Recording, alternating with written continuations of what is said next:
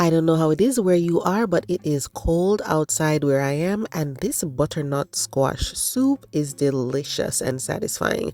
The first thing we need to do is to cut this in halves, okay? So what I do is I take off a piece of the top, flip it around, cut off the bottom as well, but not a lot, maybe like a half or a quarter inch. And of course, this is after you wash it and scrub it and dry it, okay? Then we're going to cut it in half. So start on one end, and then you're going to flip it around and cut the other. I find that it's easier this way than trying to cut the whole thing in half in one go. If you find that it's slipping too much for you, you can use a kitchen towel just to help you to keep it steady. And then we're going to scoop out the seeds.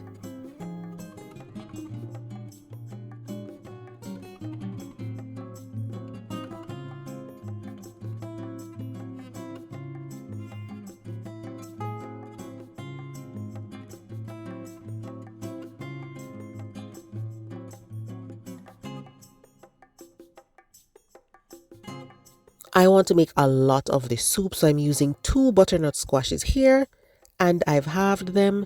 I didn't peel it, but you could peel it if you want to.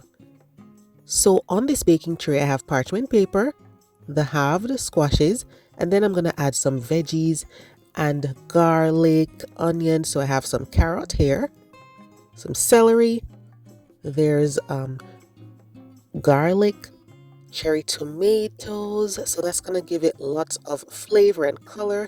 I have white onions, and I'll be using red onions as well.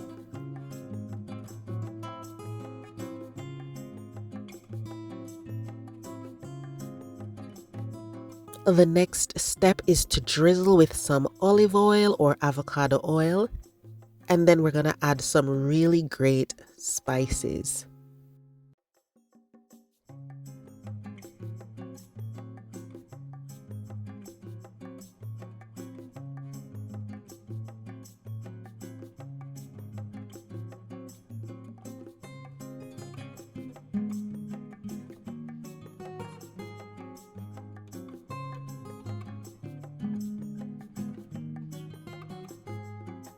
Make sure that your oven is preheated to 375 degrees Fahrenheit because you want it to be hot and ready by the time you're done with this.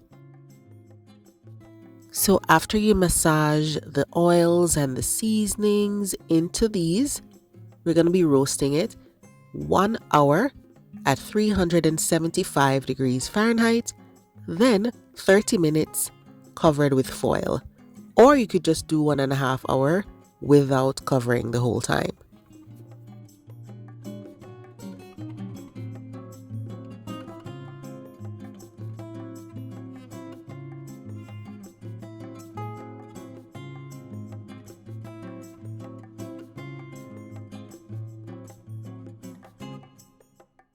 Once these are roasted, they're going to smell amazing. The tomatoes are going to go into the blender. You're going to scoop out the flesh of the butternut squash. Some people like the skin. I just scoop out the flesh.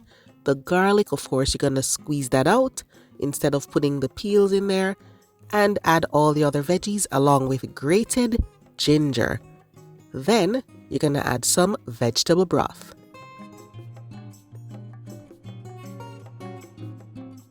If you have a small blender, that's fine. Just do it in batches, do a little at a time. And then you will have your beautiful, bright, flavorful mixture here. You can add even more vegetable broth than I suggest if you want to. Then I just transfer it to my pot. And now we're going to add even more spices while this simmers. So keep it at a low to medium simmer, and then you're going to be repeating the same spices we used when we were roasting the vegetables. We are going to be adding other ingredients though. So aside from the spices, of course, we're going to go in with more vegetable broth and some coconut milk. Now remember, this is a creamy soup, so you're going to be adding as much liquid as you want to. You're going to water it down as much as you want to, or keep it as thick as you want to. A good way to add these spices at this time is to start with like an eighth or a quarter of a teaspoon, taste it, and then go in with more if you need more. So now it's the time to use all of those spices that you have posing in the pantry in those pretty jars and posing in the spice drawer, okay? Use up those spices and make this delicious. I added coconut milk. I'll taste it. I'll add more salt, pepper if I need it. I'll add more coconut milk or vegetable broth if I need it. Just allow this to simmer, okay? I'm also going to be adding Scotch bonnet pepper and some small bay leaves. If you have large bay leaves, then you might just need one. Allow this to simmer and take on that great flavor from the bay leaves and the Scotch bonnet. Then serve it up.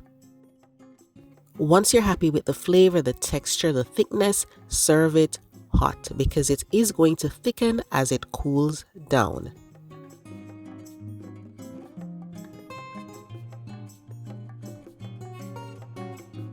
You may garnish however you like, but I just drizzle on some coconut milk or cream, a few sprinkles of paprika, I add some fresh cilantro, and that is it. You could make this along with some garlic bread or some crunchy croutons to add that nice crunch while you're enjoying the soup. Let me know in the comment section if you are going to be trying this delicious butternut squash soup. Thanks for watching. Bye bye.